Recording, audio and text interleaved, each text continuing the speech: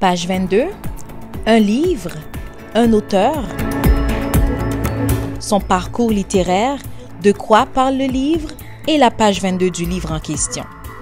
Page 22, le 22 de chaque mois sur la chaîne YouTube de Gaspard d'Aurélien à partir de 18h30.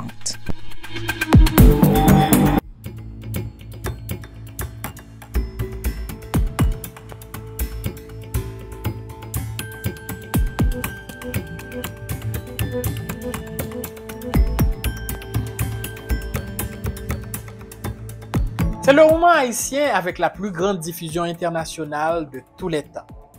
Il a été traduit dans plus d'une vingtaine de langues.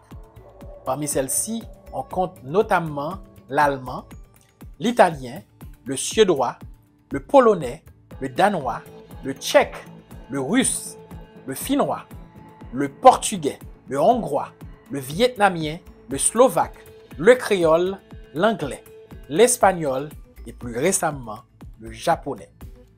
Aujourd'hui, dans Page 22, nous vous invitons à vous immerger dans une œuvre qui incarne elle seule l'âme, les luttes et les espoirs du peuple haïtien. Gouverneur de la Rosée de Jacques Roumet. Ce roman publié en 1944 a traversé les décennies, porté par une langue poétique et par la voix d'un homme que l'on considère comme l'un des plus grands écrivains haïtiens du XXe siècle. Un livre à la fois simple et immense, profondément politique et infiniment humain. Madame, Monsieur, Gouverneur de la Rosée, dans Page 22.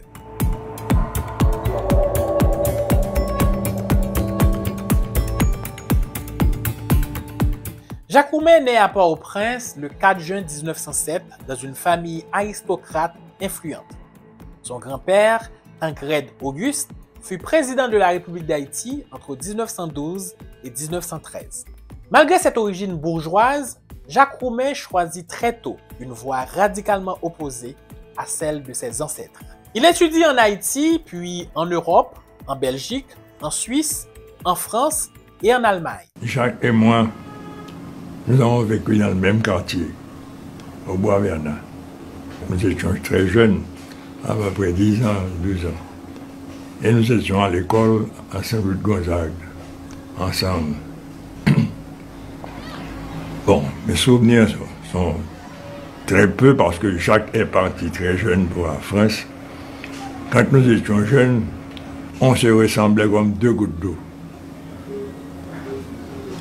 À tel point que, lors de notre première communion, mes parents se sont trompés, ont pris Jacques pour moi et Madame Roumet m'a pris pour Jacques. Quand Jacques est revenu, ça n'a pas été la même chose parce que j'étais devenu beaucoup plus grand que lui. Il était assez petit de taille. Et il est revenu un homme politique quand moi j'étais toujours un béotien.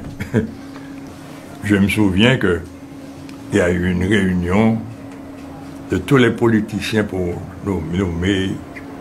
Et c'est Jacques, à son jeune âge, qui a été nommé président de l'Assemblée. Polyglotte, cultivé, Roumet s'intéresse à la littérature, à la philosophie, à la politique et surtout à son peuple. Très jeune, il prend conscience de l'injustice sociale qui règne dans son pays, notamment sous l'occupation américaine entre 1915 et 1934.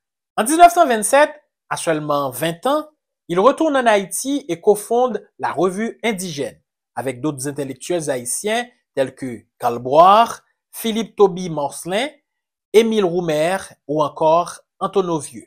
Cette revue marque le début d'un mouvement littéraire qui valorise les racines africaines, les traditions populaires, le créole, le vaudou, tout ce que la bourgeoisie haïtienne tendait alors à mépriser. Il publie ses premières œuvres, Les Fantoches en 1931, La Montagne ensorcelée, toujours en 1931, des nouvelles, de la poésie, des textes politiques. Militant infatigable, Roumet fonde en 1934 le Parti communiste haïtien. Ses prises de position contre le pouvoir et contre l'injustice lui valent d'être arrêté à plusieurs reprises. En 1936, il est contraint à l'exil par le président Sténio Vincent. Il vit alors entre Bruxelles, Paris, New York et le Mexique. Durant ces années, il se lie d'amitié avec de grands intellectuels et écrivains noirs comme Langston Hughes. Il fondit ses études en ethnologie à Paris auprès de Paul Rivet. Il voit dans la culture populaire haïtienne un levier puissant de libération collective. De retour en Haïti en 1941, il fonde le bureau d'ethnologie et devient diplomate à Mexico. C'est là qu'il termine quelques semaines avant sa mort son chef-d'œuvre, Gouverneur de la Rosée. Il meurt à Port-au-Prince le 18 août 1944 à seulement 37 ans. Présentation du roman Gouverneur de la Rosée.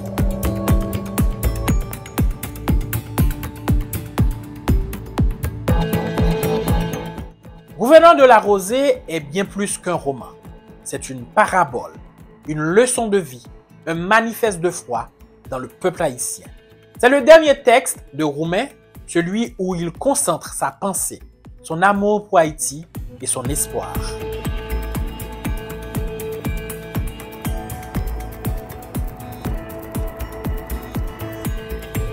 Le roman raconte l'histoire de Manuel, un jeune paysan revenu à Font-Rouge après plusieurs années passées à Cuba.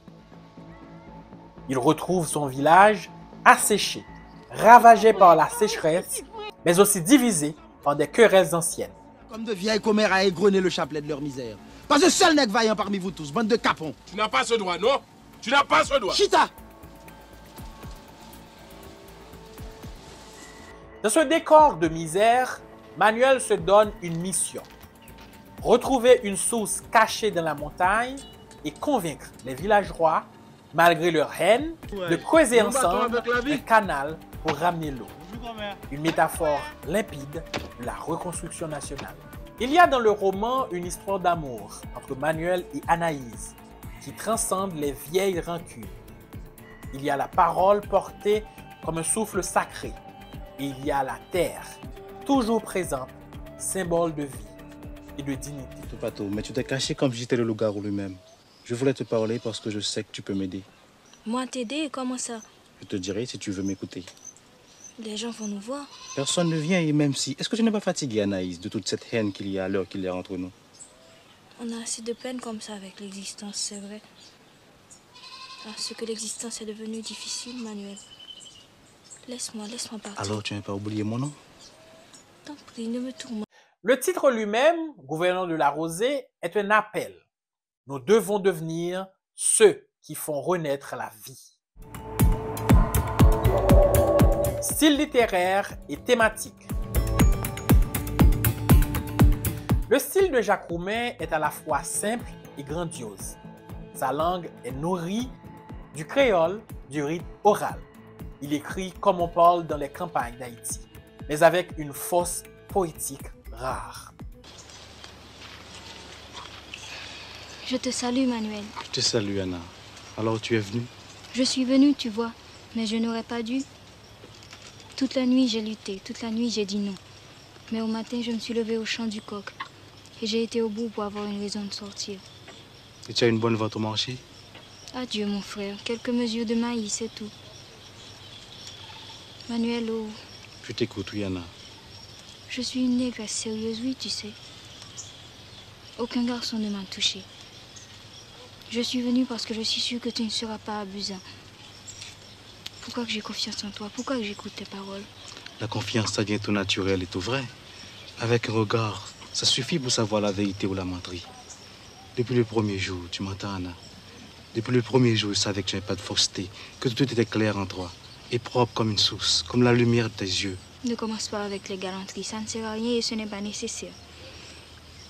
Moi aussi, après notre rencontre sur la route, je me disais en moi-même, il n'est pas comme les autres et il a l'air bien sincère. Mais quel mot il parle. Jésus, Marie-Joseph, c'est trop savant pour l'entendement du mari. Ne commence pas avec le compliment, ça ne sert à rien, ce n'est pas nécessaire. Tu ris comme la toutrelle. Et je vais m'envoler comme elle si tu continues tes flatteries. Est-ce que je ne vais pas t'asseoir?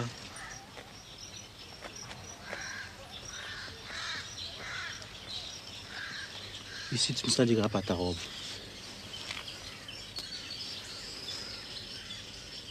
pas répondu à ma question. Non, Manuel.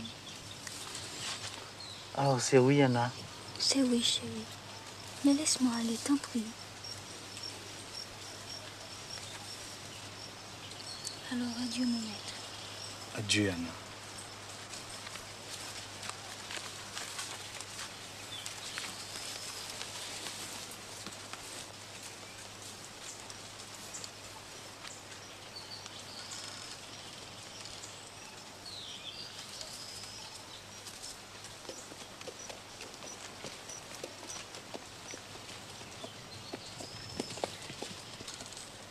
La narration alterne entre réalisme et lyrisme.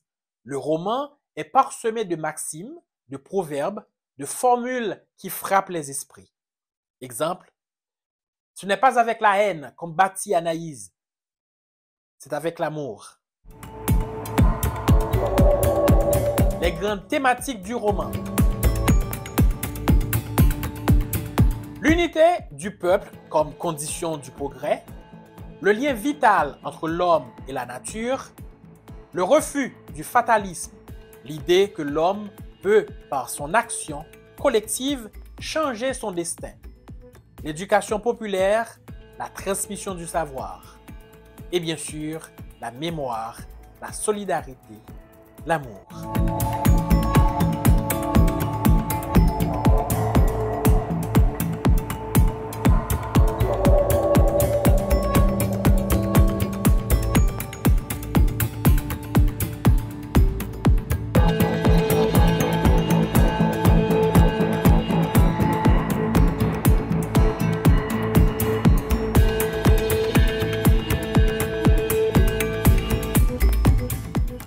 Quand même, tu aurais pu prévenir que tu arrivais.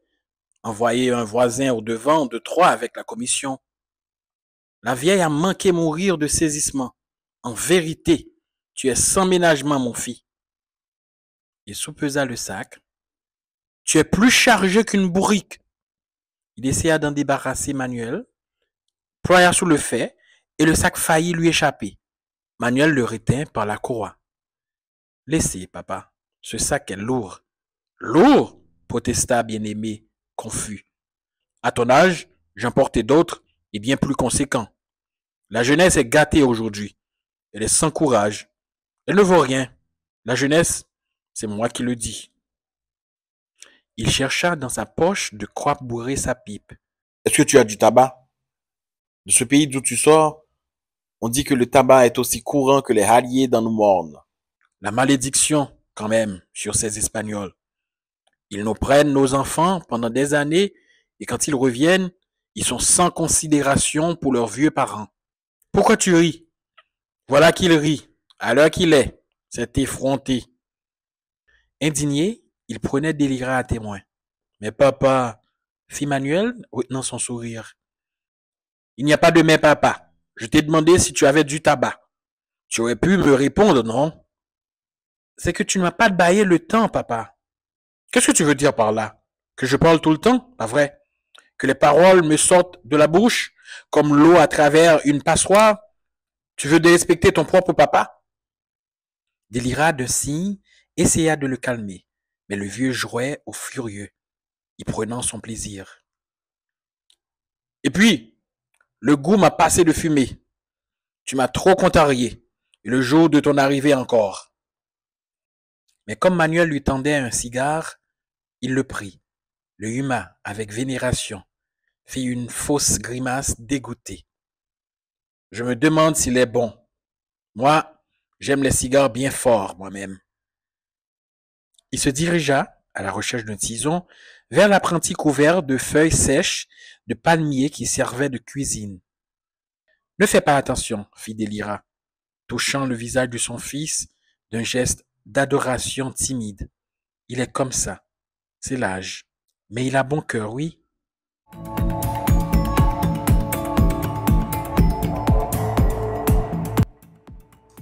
Près de 80 ans après sa publication, Gouverneur de la Rosée reste d'une brûlante actualité.